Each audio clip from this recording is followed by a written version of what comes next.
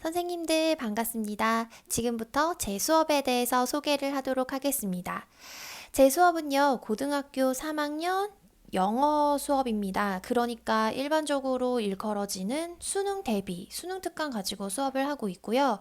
그래서 학생들이 상당히 지겨워하면서 동시에 학생들이 배워야 되는 내용, 지문의 내용이 상당히 많은 것이 특징이라고 할 수 있겠습니다.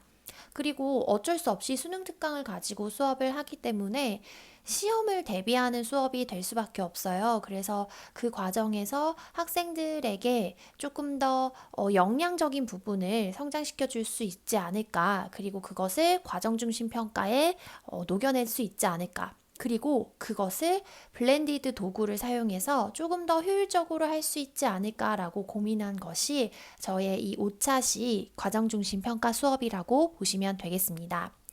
그래서 이 수업의 형태는요, 기본적으로 거꾸로 수업입니다. 제 강의를 전부 사전에 영상으로 제공을 하고요. 수업 시간에 학생들과는 논리 구조를 배우는 논리 구조에 대해서 파악을 하고 글의 흐름을 읽어내는, 즉 다시 말하면 해석은 학생들이 수업 전에 사전 과제를 통해서 미리 해오고요.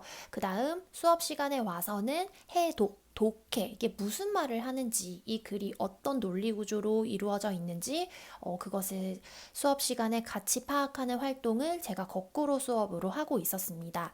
이 5차시의 과정 중심 평가는요, 그것을 구글 클래스룸으로 옮겨서 학생들이 조금 더 자기주도적으로 지문의 내용과 지문의 논리 구조를 자기주도적으로 학습할 수 있도록 디자인되었습니다. 그래서 틀은 똑같아요. 여기 보시면 수업 전, 그다음 수업 시간에 해당되는 것이 핑크 색깔이고요. 수업 후에 해당되는 것이 이제 선생님과 학생들이 수업이 끝난 후에 해야 하는 일입니다. 그래서 이것을 5차시 동안 진행했다고 생각하시면 되겠습니다. 이 5차시의 거꾸로 수업, 5차시의 과정 중심 평가는 전부 구글 클래스룸을 통해서 이루어졌는데요. 구글 클래스룸을 플랫폼으로 선택한 이유는 요즘 블렌디드 수업을 디자인하실 때 가장 중요하게 생각해야 되는 부분인 pedagogy driven, 즉 다시 말하면 테크놀로지가 먼저 오고 그것에 맞게 수업을 디자인하는 것이 아니라 나의 교육적인 목표와 학생들이 이루어야 할 학업적 성취를 먼저 생각하고 그것을 가장 효율적으로 전달할 수 있는 미디엄을 선택한다는 뜻인 pedagogy driven에 의해서 선택된 것입니다.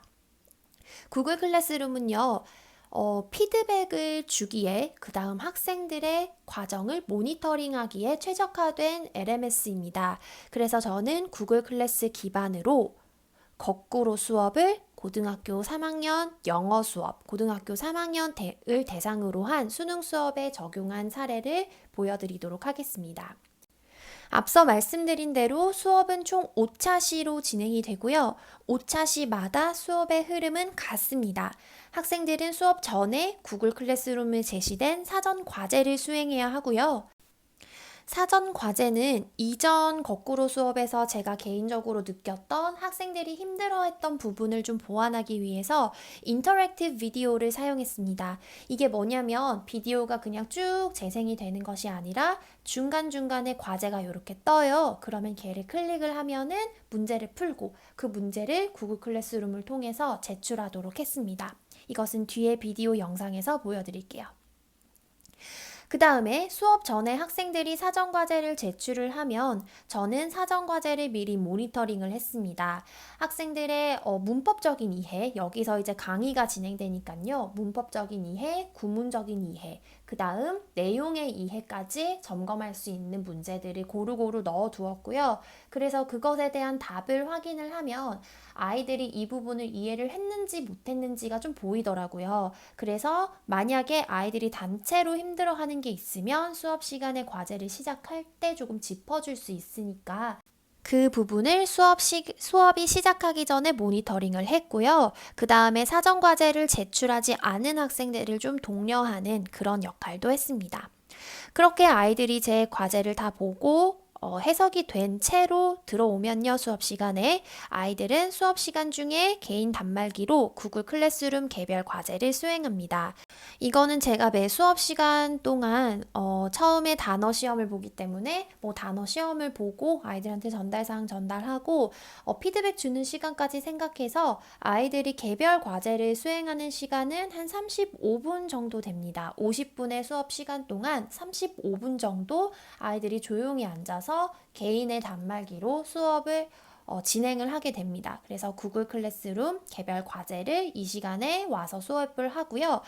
과제의 내용은 뒤에 보여드리도록 하겠습니다. 논리 구조를 찾는 그런 과제 두 가지입니다.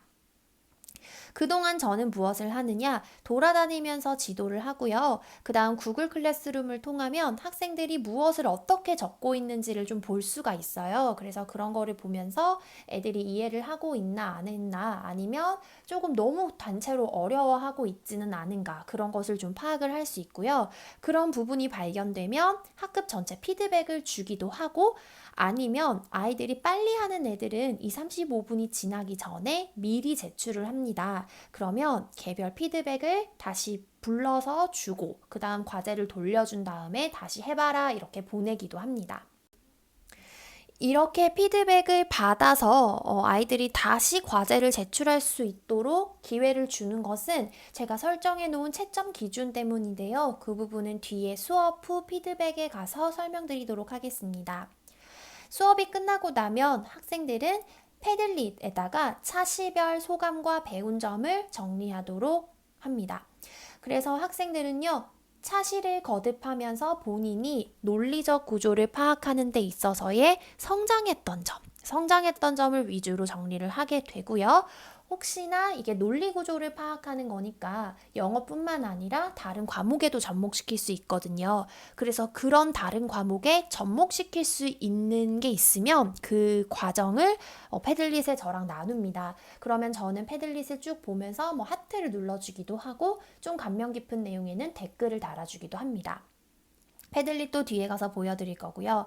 그 다음 과제 피드백과 점수 확인 후에 다음 차시를 준비를 합니다. 그래서 과제의 피드백을 제가 수업 시간에 준 것도 있고 점수로 준 것도 있어요. 그래서 아이들은 그것을 확인하고 저한테 질문하러 오는 친구들도 있거든요. 그래서 다음 차시에는 더 잘할 수 있다. 이렇게 똑같은 과제를 5번이나 하는 것은 결과적으로 마지막 5번에 이르렀을 때 이 과제를 더 잘 수행할 수 있게 하기 위함이다라는 것을 수업 시간에 계속해서 강조하고 있었기 때문에 아이들은 점수를 확인한 후에 부족한 부분을 채우려고 합니다. 이 부족한 부분을 채우려고 하는 노력, 그 다음 다시 돌려줘서 피드백을 해서 조금 더 잘할 수 있게 점수랑 상관없이 할 수 있었던 이유는요, 채점 기준 때문인데요. 채점 기준을 제가 어떻게 세워놨냐면 1차시랑 2에서 4차시, 그 다음 5차시가 각각 다른 채점 기준을 가지고 있습니다. 1차시에서는요, 제출만 하면 됩니다. 1차시의 목적은 아이들이 단말기를 사용하는 방법, 그 다음 수업 시간에 학습지로 하던 논리 구조 찾는 활동을 구글 클래스룸으로 옮겼을 때 어떻게 잘 하는지 그것에 관한 것, 이걸 연습하는 것이 목적이었기 때문에 1차시에서는 아이들은 그냥 제출만 하면 됩니다. 과제를 완성할 필요도 없고 과제를 정답을 다 맞출 필요도 없어요. 그래서 제출만 하게 되면은 점수를 받아갈 수가 있습니다. 2에서 4차시는요. 기준이 3개가 주어지는데요. 컬러 코딩에 관한 기준, 논리 구조를 제대로 찾았는지, 그리고 그 논리 구조를 그래픽 오거나이저로 키워드를 활용해서 완성을 했는지 뒤에 가서 보여드릴 텐데요. 이 3개의 기준 중에 2개만 만족을 하면 패스가 됩니다. 그러면 만점을 받을 수가 있습니다. 그래서 패스 아니면 페일이기 때문에 아이들에게 여러 번 기회를 줘서 패스로 갈 수 있도록 해주면 됩니다. 그럼 이렇게 4번을 연습한 아이들은요, 5차시에서는 얘를 점수화가 시켜지게 됩니다. 이때는 키워드 기준 90% 이상, 그 다음 90%에서 50% 사이 이런 식으로 해서 차등 점수를 부여했고요. 그래서 아이들은 1차시에서 4차시를 통해 연습한 결과를 바탕으로 5차시에서는 어려운 지문을 가지고 혼자서 해내서 점수화를 할 수 있는 수준까지 간다라는 것을 아이들이 전체적으로 이해를 하고 있습니다. 그래서 저는 다른 선생님들처럼 1시간 이렇게 도입부부터 마무리까지 보여드릴 수 있는 수업 영상이 없어요. 그리고 그게 포인트도 아닌 것 같아서 제가 이 수업 전, 수업 시간, 그 다음 수업 후 이렇게 모습을 나뉘어서 영상을 좀 소개를 해드리도록 하겠습니다. 뒤에서 뵐게요.